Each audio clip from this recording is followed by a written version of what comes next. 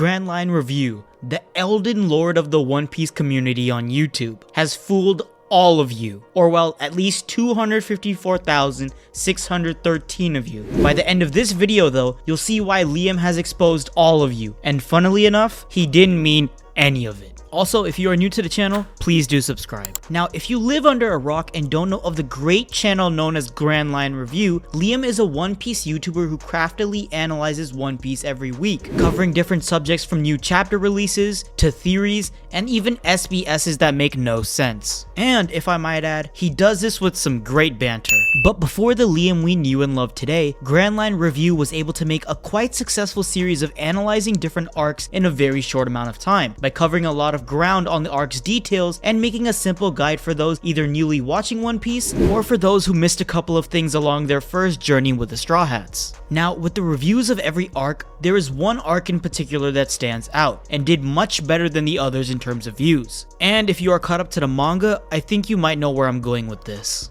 That's right, it's the arc of Skypiea, which at the time was seen as quite boring and very well known to be skipped. Even for me, I was given advice not to watch the anime, but to read the manga directly in order to get through it much quicker. And that's what I did.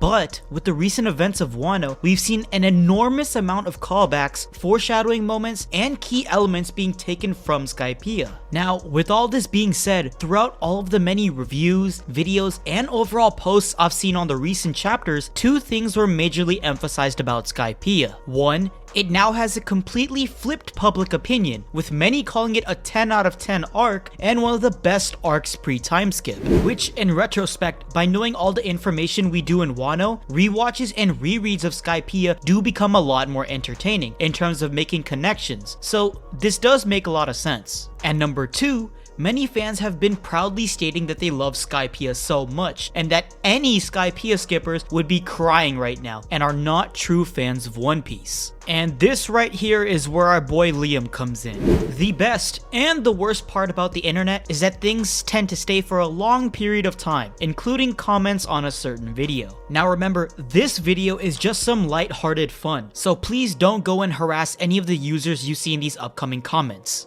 And to just be extra nice and merciful if I will, I'll blur out the names for you, so you can't even do it anyways. Oh, and Liam, if you're somehow watching this, I don't know if you tried to look back at some of these comments for yourself, but it proves how big of a genius and a troll Oda can be sometimes. I'd advise you to go look back and just grab a bucket of popcorn. It's just too damn funny. But without further ado, here's a montage of all the Skypiea skippers who could be crying themselves to sleep right now. I thank you, Lord. I could not watch a single minute more of this arc. Honestly, yeah, it's boring. Bro, I read the manga. Imagine trying to read it. Okay, personally speaking, it wasn't too bad. I read the manga myself, so I don't know what you read specifically. Maybe it was something entirely different. Thank you for this. This is the single most boring saga so far. East Blue and Alabasta both get an 8.5. This saga gets a 4. Thanks for summing this up. I fell asleep trying to watch this arc, LMAO. Not gonna watch Skypiea because it's too boring. But thanks, because of you, I clearly understand the whole arc. I feel this saga was so disappointing when compared to Alabasta before it. Hopefully the next arc is better. Anybody who skips this arc is not a true One Piece fan and are missing the magic of this legendary piece of literature. I mean,